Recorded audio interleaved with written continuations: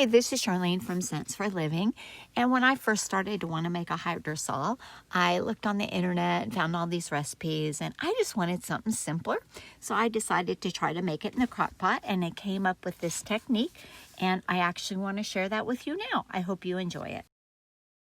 I'm actually very fortunate because I have two Crockpots, which is great for this technique because one of the lids fits perfectly into the other.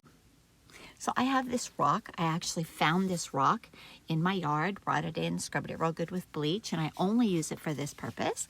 And I put it in the bottom of the crock pot. With hydrosols, you always use fresh plant matter. And here I have spearmint. So I take it and I put it all around the rock in the crock pot.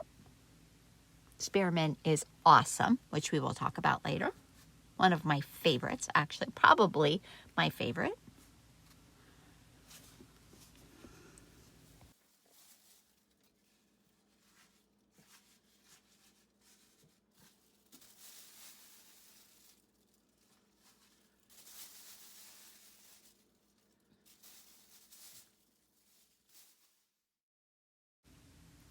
So you'll need a crock pot that has a warm setting because even the low setting would be too hot for this technique. And you take water and you just cover the plant material. You want to make sure it's all covered. I just kind of squish it down in there. Use enough water to make sure it's completely covered. Then you take a wide, shallow bowl and you put it in the crock pot. And I put the crock pot upside down because actually you do need it upside down. Here you go, put it on upside down. And I have these little containers that I keep in my freezer, and of course they're ice now, and so I pop one out and put it on top, and then I use the lid from my other crock pot to put on top of that. You'll see that it fits just perfectly, so we leave it there until it completely melts. And once it does melt, I have done this trial and error. It is really hard to take the lid off filled with water and pour it in the sink. And I ended up spilling it in my hydrosol, which was horrible for me. And so I thought of a baster, and I went and got my mom's vintage baster. And I love vintage things anyway. It just worked perfectly. So I just suck all the water out, just like that. And then I put another block of ice in. I actually have 3 blocks of ice, and so I repeat this technique 3 times. So now the hydrosol is ready. We just have to get the water out of the lid, but let's just take a minute to talk about spearmint. Spearmint has to be one of the absolute best herbs for women.